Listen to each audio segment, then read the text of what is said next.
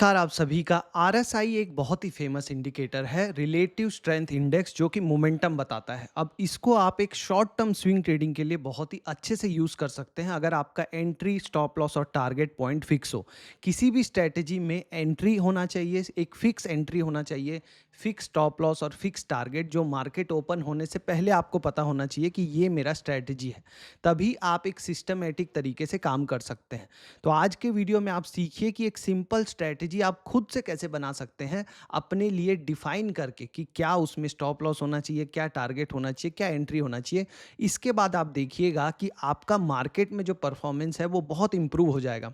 जब आप रैंडम कुछ भी करते रहते हैं ना, कि चलते मार्केट में आप डिसीजन लेने लगते हैं कि यहाँ निकल जाऊँ, यहाँ घुस जाऊँ, तो वहाँ पे आपको पता ही नहीं चलता पैसे बन कैसे रहे हैं। तो नेक्स्ट टाइम जब आप आते हैं तो आपको क्या करना है आपको पता नहीं होता। लेकिन अगर आप एक डिफाइन स्ट्रेटजी के साथ काम करें जिसमें सब कुछ पहले से फिक्स है, और अगर वहाँ पे आपको पैसे बनते हैं, तब आप उसी सेम काम को बार बार कर सकते हैं। और अगर किसी इंप्रूवमेंट की भी ज़रूरत है तो आप उसको दोहरा सकते हैं।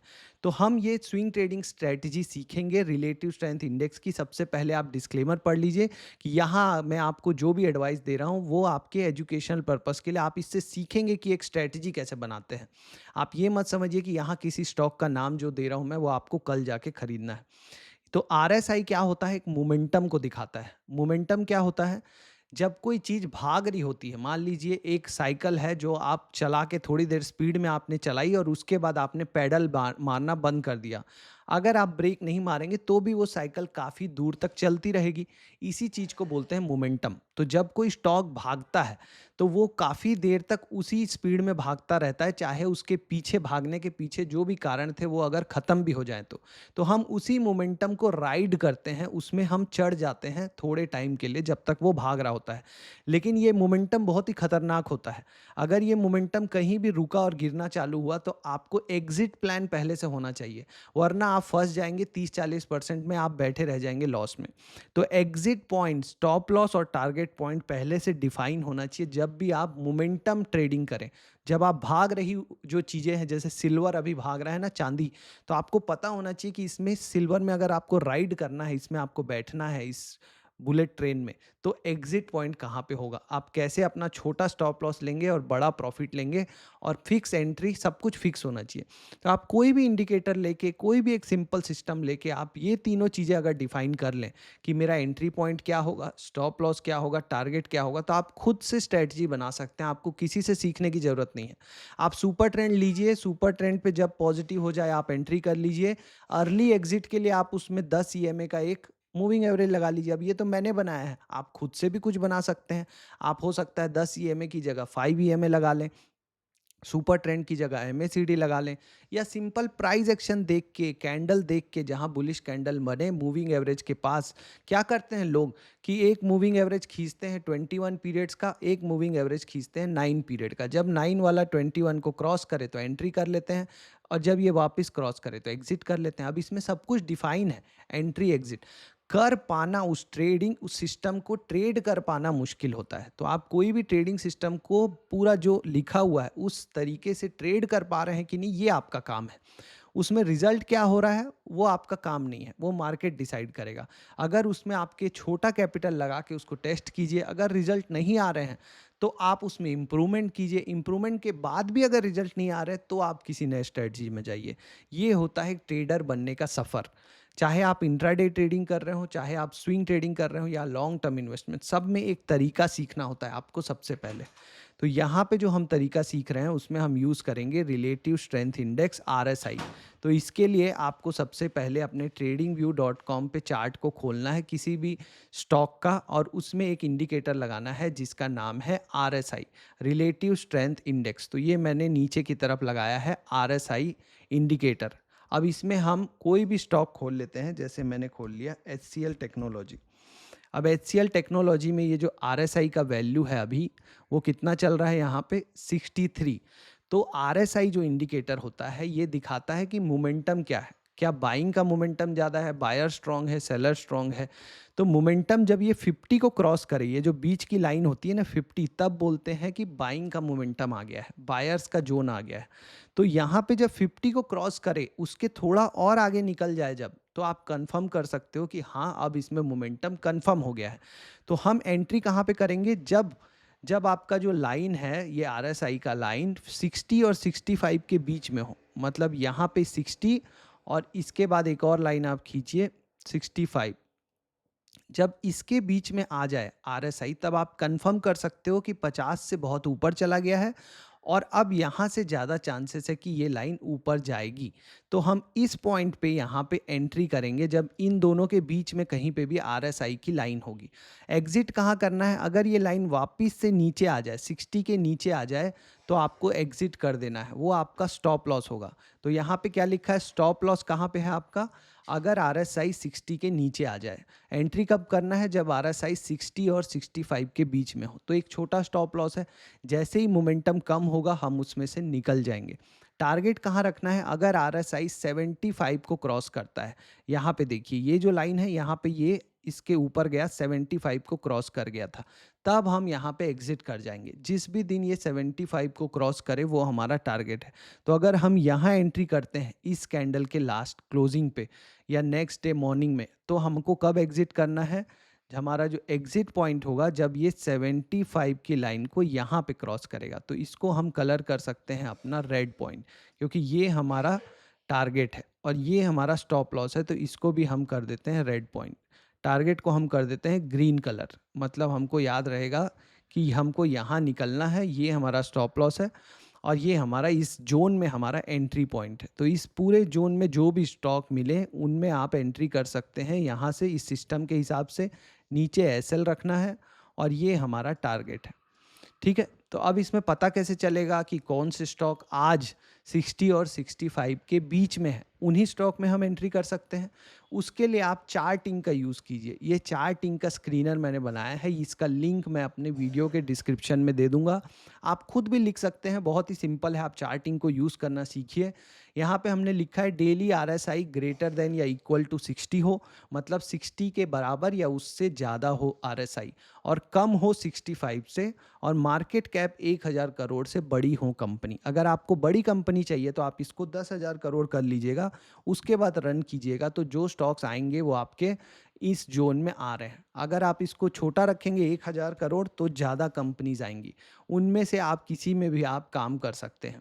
तो ये जो कंपनीज आई हैं, ये दिखा रहा है कि 60 और 65 के बीच में है। ये जितने भी स्टॉक्स आ रहे हैं यहाँ से, ये सारे का जो आरएसआई है वो 60 और 65 के बीच में है। तो ये एंट्री जोन है इस सिस्टम के हिसाब से, और यहाँ पे अगर आप एंट्री लेते हैं तो एग्जिट होगा जब ये 75 के ऊपर निकल जाएगा। ठीक है, तो ये एक सिंपल सा सिस्टम है, ये सिखाने के लिए था आपको कि स्टॉक मार्केट में एक सिंपल सिस्टम के साथ कैसे आप काम कर सकते हो। आपको किसी से सीखने की, बहुत सीख सकते हो, आपकी मर्जी हो, तो उसका अपना सेटअप होता है हर आदमी का। तो वो कैसे उसमें एंट्री एग्जिट रूल बनाया है, वो डायरेक्टली आपको एक प्रूवन स्ट्रैटेजी मिल जाती है जो उसने ऑलरेडी टेस्ट किया हुआ है।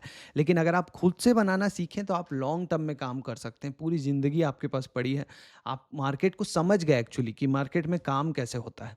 एक सिस्टम है, इससे फ़ायदा क्या है? मान लीजिए ये स्ट्रेटजी प्रॉफिट देने लग जाए छोटे कैपिटल के साथ, मान लीजिए आपने 10,000 रुपये ट्राई किया और ये आपको प्रॉफिट दे रही है, देन यू नो कि आपको आगे चल के इसमें सेम अगर 1 लाख लगाऊंगा, मैं 10 लाख लगाऊंगा, 1 करोड़ लगाऊंगा, तो मेरा कितना लॉस हो सकता है, कितना प्रॉफिट हो सकता है, कितने परसेंटेज टाइम ये स्ट्रेटजी काम करती है, आपको सब कुछ पता है, आपको शुरू से पता है आपका स्टॉप लॉस कितना है। तो वहाँ से आपको जो है ना एक क्लियरिटी मिलती है। अगर आप रैंडमली कल जाके न्यूज़ में देख के कि हाँ एसबीआई का शेयर बढ़ रहा है, आप ले लेते हो और वो अगले दिन 4% गिर गया, तो आपको पता नहीं कि अभी निकलना है कि नहीं निकलना है। अभी सिल्वर में मान लीजिए आपने पोजीशन बना ली बिना किसी स्ट्रेटजी के, तो आपको पता नहीं है कि निकलना कहाँ है, तब आप फंस जाते हो। आपको पहले से ट्रेड लेने से पहले से पता होना चाहिए कि ये मेरा एग्जिट पॉइंट है, ये मेरा टारगेट है, तभी आप ट्रेडर कहलाओगे, नहीं तो गैम्बलर कहलाओगे, जुआरी जो जुआ खेलता है, जो कुछ भी करता है। तो जुआरी कर अगर जुआ खेलेंगे हम अगर शेयर मार्केट में, तो जुए वाला ही रिजल्ट होगा, जिसमें सब कुछ बर्बाद हो जाता है। अगर हम ट्रेडर वाला काम करेंगे, जिसमें आप प्रोबेबिलिटी पे विश्वास करते हो कि ये होने के 60% चांसेस हैं, तो अगर मैं 10 बार ये सेम काम करूँगा, 6 बार सही होऊंगा, 4 बार गलत होऊंगा। जब 6 बार सही होऊंगा तो मेरा फ़ायदा ज़्यादा होगा, बजाय कि जब मैं लॉस करूंगा तो मेरा जो नुकसान है वो कम होगा। इस तरीके से मैं 10 ट्रेड के बाद प्रॉफिटेबल रहूंगा। ये सोच जब आपके अंदर आ गई, तो आप प्रॉफिटेबल ट्रेडर और इन्वेस्टर बन जाते हो। जब तक ये सोच नहीं आई, हम सिर्फ गैम्बलिंग करते रहते हैं। अब ऑप्शन बाइंग जो करते हैं, अगर आप ऑप्शन बाइंग कर रहे हैं तो आपको पता होगा कि आप भले ही 1 साल 2 साल कमा लें, लेकिन अगर आपने बड़ा कैपिटल यूज़ कर लिया, मान लीजिए आज आप 1 लाख रुपए से ऑप्शन बाइंग कर रहे हैं। 1 लाख भी बहुत बड़ा है, ज़्यादातर लोग 1 लाख से भी ऑप्शन बाइंग नहीं कर पाते। अगर कोई 1 लाख से भी ऑप्शन बाइंग कर रहा है, अगर वो इस कैपिटल को 10 लाख कर दे, तो क्या वो ये श्योर है, उसकी जो स्ट्रैटेजी है, उसका जो सिस्टम है, वो क्या वो श्योर है कि एक ट्रेड में 5 लाख का नुकसान नहीं हो जाएगा? अगर आपने ऐसा कोई सिस्टम नहीं बनाया है अभी तक, तो आप ऑप्शन बाइंग से दूर रहिएगा। पूरा कैपिटल ख़त्म हो जाता है। अगर मान लीजिए 1000 लोगों में से एक आदमी कर भी लिया बाइंग में से प्रॉफिट, तो क्या 999 लोगों के घर बर्बाद होने देंगे आप? क्या हम सिखा दें कि हाँ ऑप्शन बाइंग करिए उस एक आदमी के चक्कर में? यूपीएससी में जो 1000 में से एक आदमी सेलेक्ट होता है, तो उसकी तो आईएएस बन जाता है, लेकिन बाकी 999 के घर बर्बाद नहीं होते। वो लोग भी जो सीखते हैं ना, जो यूपीएससी की पढ़ाई में, उससे आगे जाके कुछ कर लेते हैं। लेकिन यहाँ पे ऑप्शन बाइंग में जो 999 जो नहीं प्रॉफिटेबल हो पाएंगे ना, उनका कुछ बचेगा नहीं, उनका पूरा कैपिटल भी जाएगा, उधार भी हो जाएगा उल्टा। तो ज़िंदगी भर वो उधार ही चुकाना पड़ता है। आप ऐसा काम करिएगा मत। अगर आपको ऑप्शन बाइंग ही करनी है, आप 5,000 10,000 रुपये से पहले आप कंफर्म कर लीजिए कि ये एक स्ट्रैटेजी बना लिया हूँ मैं, इस तरीके की एक स्ट्रैटेजी, जिसमें मेरे को पता है कि किसी भी दिन मेरा 10,000 का 5,000 नहीं हो जाएगा एक ही दिन में। अगर ये ही हो रहा है, 10,000 का 5,000 हो सकता है, तो 10 लाख का भी 5 लाख हो सकता है एक दिन में। फिर आप अपना टाइम वेस्ट क्यों करेंगे? 3 साल तक आप प्रॉफिटेबल रहे, एक दिन में मान लीजिए आपका कैपिटल आधा हो गया, क्या मिला? कुछ नहीं, 3 साल बर्बाद किए ना आप। इसलिए ऐसा कोई काम ही मत करो शेयर मार्केट में जिसमें आप आगे चल के अपना पैसा नहीं बढ़ा सको। आप कोई 10-20 हज़ार कमाने के लिए आए हो क्या शेयर मार्केट में? आप 10 साल तक काम करो, 20 साल तक काम करो और एक वेल्थ जनरेट करो, इस सोच के साथ आओ। नहीं तो क्यों अपना पैसा बर्बाद करना है? म्यूचुअल फंड में एफडी में डाल के भी उससे अच्छा रिटर्न मिल जाएगा। जो काम आप बड़े कैपिटल के साथ ना कर सको, वो काम बिल्कुल सीखना ही मत। ये स्ट्रैटेजी भी आप जब शुरू में करो तो छोटे कैपिटल के साथ करो। फिर अगर ये प्रॉफिटेबल हो तो आप इसमें बड़ा पैसा लगाओ। अगर आपको लगे कि इस स्ट्रैटेजी में कभी भी ऐसा नहीं होगा कि आधा कैपिटल चला जाएगा या बहुत बड़ा लॉस हो जाएगा, ये सोच सबसे पहले आनी चाहिए। मार्केट पैसा खुद बना के दे देता है, लॉस को कंट्रोल करना आपके हाथ में है। आप बैठे ही इसलिए हो कि आप लॉस को कंट्रोल कर सको। आप प्रॉफिट बनाने के लिए नहीं बैठे हो। प्रॉफिट तो आपकी स्ट्रैटेजीज खुद बना देंगी। आपका काम है जब लॉस हो रहा हो तो उसको लिमिट कैसे करें, और सारी चीज़ों को अलग अलग रखो। इंट्राडे में अलग स्ट्रैटेजी, स्विंग ट्रेडिंग में अलग स्ट्रैटेजी और लॉन्ग टर्म इन्वेस्टमेंट में अलग स्ट्रैटेजी। आपने सुना होगा बहुत लोगों को कि स्टॉप लॉस नहीं लगाते बड़े लोग। जो बड़े, जहाँ पे तुम्हारा स्टॉप लॉस है वहाँ पे तो हमारा एंट्री है, जहाँ से हम खड़े हो जाते हैं लाइन वहीं से शुरू होती है। अरे भैया, वो सब लोगों के पास अलग स्ट्रैटेजी है, वो लोग अलग टाइप का इन्वेस्टिंग कर रहे हैं। मान लो कोई 10 साल के लिए शेयर खरीद रहा है क्वालिटी देख के, फंडामेंटल देख के, तो वो तो शेयर जब नीचे आएगा तो वो और खरीदेगा ना, कि मुझे और नीचे के दाम पे मिल रहा है।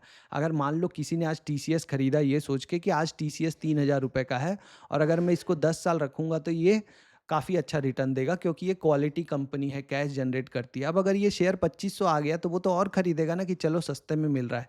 लेकिन यही सेम स्ट्रेटजी वो आदमी नहीं लगा सकता जो 6 महीने के लिए टीसीएस खरीदना चाहता है। वो तो ये सोच के खरीद रहा है कि 6 महीने में 3000 से 3200 हो जाए तो मेरा प्रॉफिट हो जाए, लेकिन अगर मेरा 2950 गया तो मैं निकल जाऊंगा। ये होना चाहिए सोच। हर चीज़ के लिए अलग अलग तरह की सोच होती है। आप यूट्यूब में, इंस्टा में कोई एक रील देख के आप अपनी स्ट्रेटजी को बर्बाद मत कीजिएगा। ठीक है, बहुत हो गया ज्ञान। अब मिलेंगे अगले वीडियो में। All the best.